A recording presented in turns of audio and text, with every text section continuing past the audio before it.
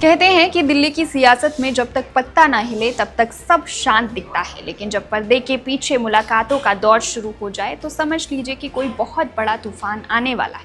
तारीख थी 23 जून, जगह राष्ट्रपति भवन। जब प्रधानमंत्री नरेंद्र मोदी महामहिम राष्ट्रपति द्रौपदी मुर्मू से मिलने पहुंचे तो कयासों के बाजार में मानो आग लग गई।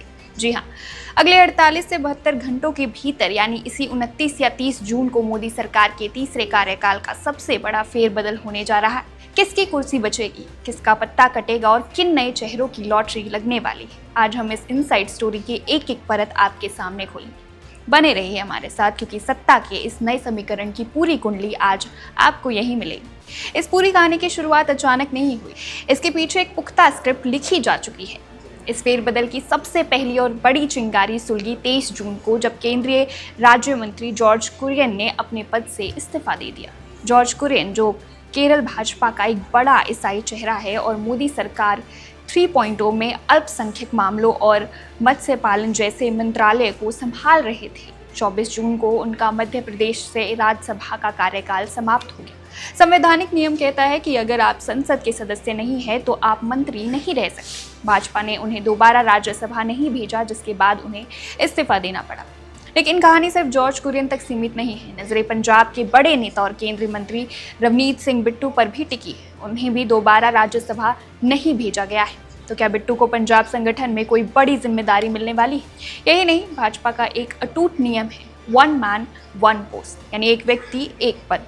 इसी नियम के तहत उत्तर प्रदेश भाजपा के नए अध्यक्ष बने पंकज चौधरी और दिल्ली भाजपा की कमान संभालने वाले हर्ष मल्होत्रा के मंत्री पद छोड़ने की भी पूरी संभावना है, यानी संगठन के लिए सरकार से कुर्बानी तय मानी जा रही है। अब सवाल उठता है कि इस फेरबदल की टाइमिंग यही क्यों चुनी गई? जवाब है आने वाले राज्यों के विधानसभा चुनाव और राजनीतिक समीकरण।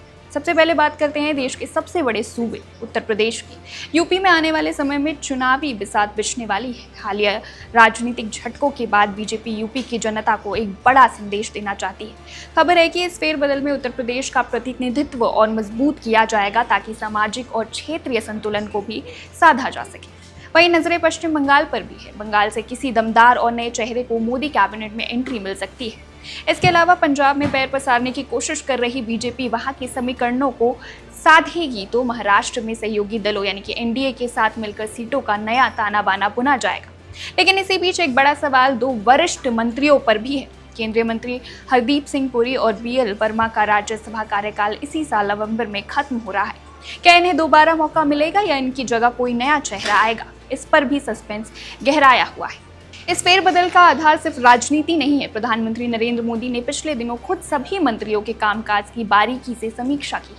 मंत्रालयों के प्रेजेंटेशन देखे गए हैं और एक एक मंत्री का परफॉर्मेंस रिपोर्ट कार्ड तैयार किया गया है। जिसने काम किया वो रहेगा, जो पिछड़ गया उसकी छुट्टी होना तय है।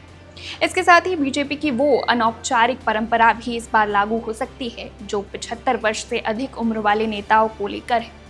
कुछ मंत्रियों के गिरते स्वास्थ्य और बढ़ती उम्र को देखते हुए उन्हें आराम दिया जा सकता है। तो फिर वो नेता आखिर जाएंगे कहाँ? उनके लिए भी एक सुरक्षित रास्ता तैयार है। कर्नाटक, मध्य प्रदेश और उत्तराखंड के राज्यपालों का कार्यकाल खत्म होने की कगार पर है।